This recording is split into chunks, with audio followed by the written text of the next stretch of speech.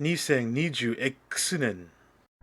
男は本当に退屈しました。彼は退屈を直すための答えを探します。彼が諦め時に答えを見つけました。一人の男対2199のスーパーファミコンゲーム。これはその男の物語だ。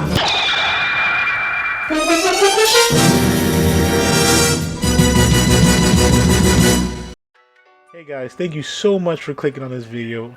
It's Cream1337 here with another video in our SNES challenge.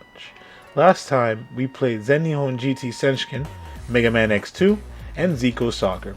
Those games were fun, but I'm looking forward to the next batch of games. But first, the rules. Here are the rules of the challenge. I have to play all the games in the library, except the European ones. I'm sorry, Europe. It's nothing personal, I promise. I have to try to beat all of them, because I don't find any fun in just playing the game for 5 or 10 minutes and then moving on to the next one. For platformers, if I can't get past the first stage, it counts as a loss. Or in Mega Man's case, any of the stages available, it'll count as a win. For casino games, if I make any amount of profit, it's considered a win. If a game has a scoreboard and I get on it, I'll count it as a minor personal win. But if I get the highest score on the other hand, then it's a win. RPGs will be completed to their entirety, and if I lose 100 times, or honestly until I'm fed up with it, I'll move on to the next one and it'll count as a loss on the record. All games will be ranked with a Zelda the Cat rank, 1 through 5. Enough introductions. Now, let's start with our first game. Primal Rage is a fighting game developed by Industry Dinosaurs Atari and Time Warner Interactive. Released on August of 1994 on a bevy of gaming systems.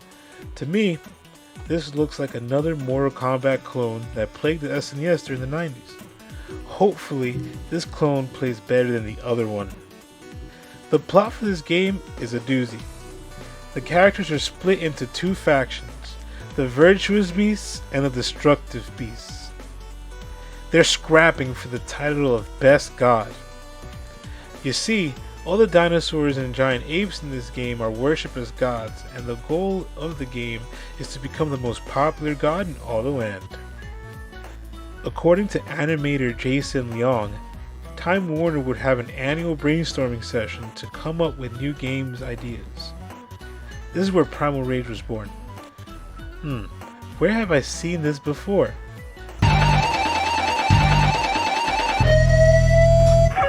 Oh boy, not another Mortal Kombat ripoff. I wish I lived in a dimension where Mortal Kombat wasn't a thing, or as successful, because then we wouldn't have these copycats running amok. Whatever. The main menu is bare bones. Get it? Because they're dinosaurs? They're fossils now? Get it?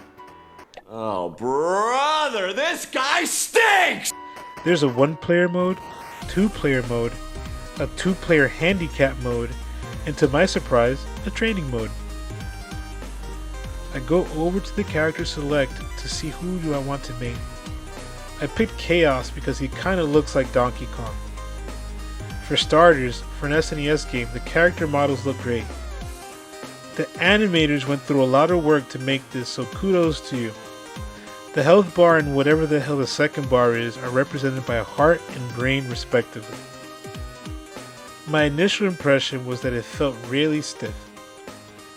Every time you win, you conquer land and gain followers. The more ass you kicked, the more yours gets kissed. There isn't much I can say about this game. Having recently played Killer Instinct, I still have that awful taste in my mouth. If I was a kid and got this game for my birthday, I'd call Child Protective Services because clearly they didn't love me enough if they got me a copy of this game. At least I got second place on the high score list. Reviews for the SNES were mixed, and I have a suspicion that Time Warner paid off video game reviewers because there's no way this game deserves an 80 out of 100.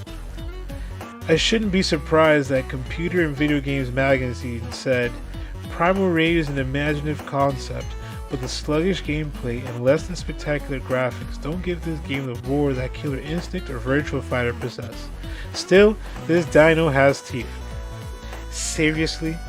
Someone paid them off to publish blatant lies. I'm gonna give Primal Rage on the SNES 0 Zelda tokens. This game is a shameless ripoff of the Mortal Kombat formula of blood and guts equal money, and it will get no sympathy from me. I feel bad for the animators because they could have spent their energy somewhere else. Hey yo, what the fuck? Q*bert 3 was released on the SNES in 1992, making it, at the time of recording, the oldest SNES game we've played. Q*bert 3 was developed by Real Time Associates and published by NTVC. The game was the third installment in the Q*bert IP. I say it like that because I don't know where this game fits in the extended Q*bert universe. Seeing that there's the first Q*bert released in October of 1982, the second game could either be one of three things: the souped up, more difficult version of the first game that was cancelled, the pinball game that came out a year after the original game, or the corporate Q*bert's Cubes. There was even a Q*bert for the Game Boy Classic. The latest Q*bert game came out on October 11th, 2019 on the iOS App Store. One thing that has been made abundantly clear is that there's a large fandom for Q*bert. I guess you learn something new every day. Let me start off with the obvious. I don't know what the hell Q*bert is. Is he Berto's older cousin? What the hell is a Q*bert? What's his purpose in life? Well, that's what I sought to find out. The point of this game is to jump on blocks to change your colors. Once you cover all the blocks, you clear the stage. Simple, right? Well, it would be if these enemies weren't so ready to hate on you. There is no official plot, but Coily, a purple snake that antagonizes you throughout the stage, is Q*bert's mortal enemy. That has to count for something, right? I'm gonna be honest, I don't know if I could beat Q*bert, but I know that I'm gonna get on that scoreboard. Things start off well on World 1 Stage 1 until I psyched myself out and jumped in the wrong direction. You see, the Q*bert controls are really weird. If you press up, you jump up. If you press left, you jump left. It sounds simple, but trust me, it was super difficult. Despite a strong start, I lost 3 lives in succession. Whenever Q*bert gets killed by an enemy that isn't gravity, he says a swear word. Naughty naughty, Q*bert. Anyways, I dust myself off and try again and make it to the next level. And whoa, the background is on an acid trip. Despite being thoroughly distracted by the background and swarm of enemies, I cleared the stage on the first try. Turns out, if there's a lot of enemies when you finish a stage, you get more points. Now the third stage is just a wider version of the first one. Everything was going fine until I saw a little demon jumping on the sides of the boxes. For real? They're gonna do me like that? Alright. I had a good little rhythm going, but I died. Okay, we just gotta try again. With 5,900 points, I took 10th place on the high score list. Showing my maturity level, I put in my name and then we go on to try again. We make it back for the rematch versus the third stage. After a close call with the demons, I cleared the stage with 0 lives left. Stage 4 had a very patriotic vibe to it, not counting the nasty green leopard print background, of course. At a first glance, this stage seems very easy, but you see this here? This pipe shoots out little red balls that blend in really well with the red and white blocks. This wouldn't be a problem if the little red balls didn't blend in so much. At one point, there were at least 3 enemies flooding the screen. I managed to slip away from them only to get killed by a bouncing red ball. Many tries later, I reached stage 4 to get my revenge. Things go more smoother, but I end up getting killed by my mortal nemesis. Lucky for me, I had an extra life. Despite coming in hot and almost completing the stage, I blacked out and went straight to the pipe.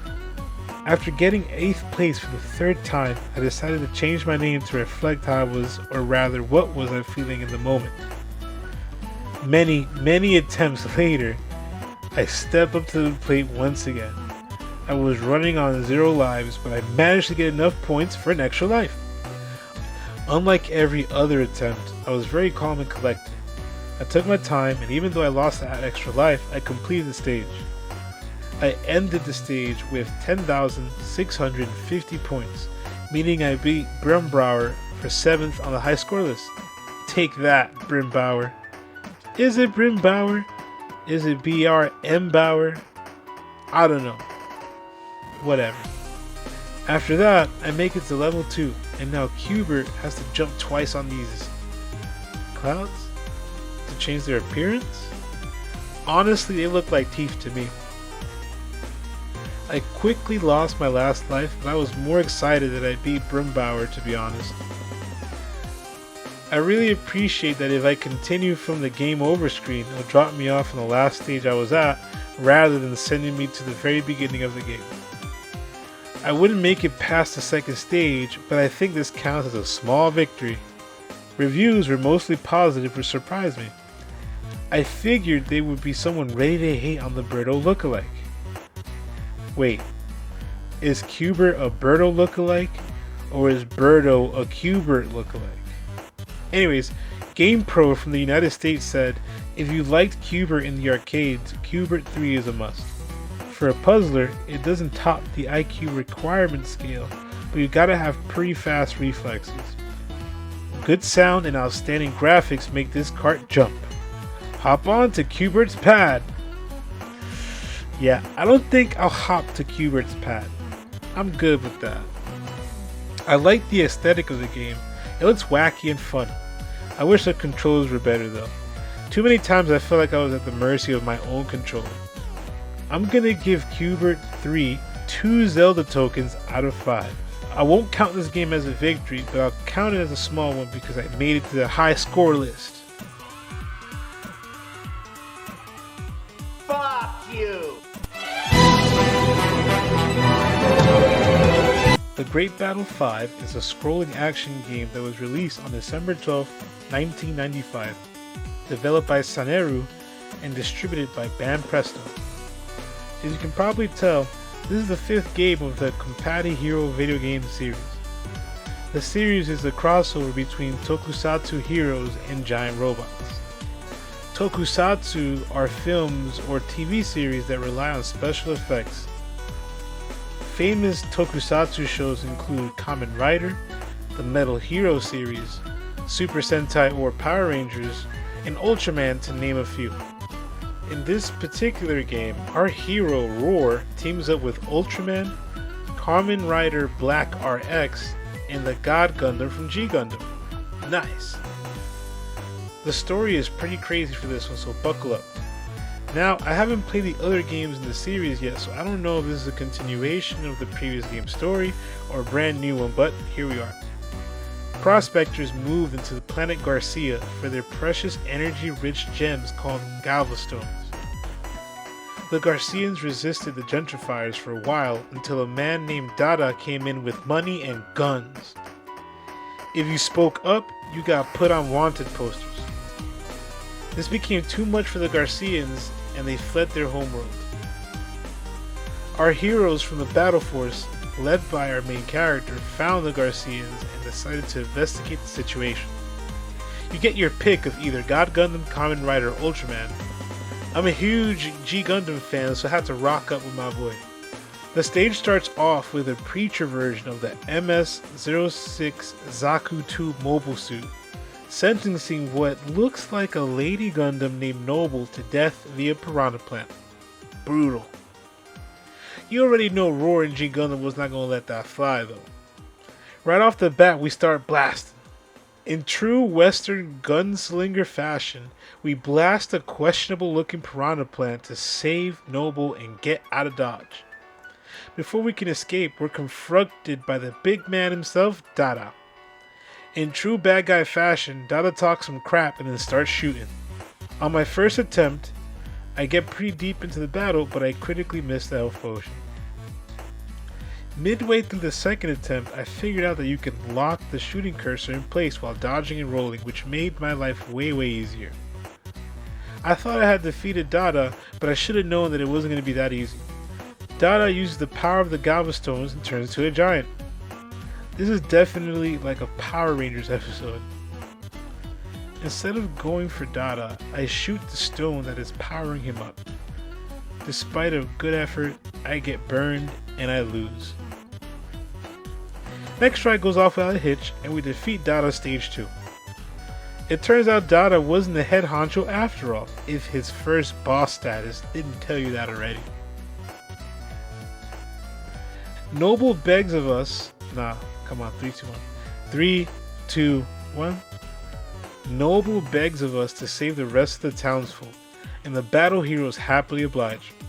Stage 2 sees the game changing from a shooter to a side-scroller. Instead of shooting guns, Roar throws a boomerang, and the G Gundam does the burning finger. Every enemy in this game could be found in one of the aforementioned tokusatsu shows, which I found to be very cool. And they have cowboy hats. I can't get over that. It's like the cool cowboy aesthetic. Everything was going smooth until I was attacked by some yellow flying robot with fangs coming at me.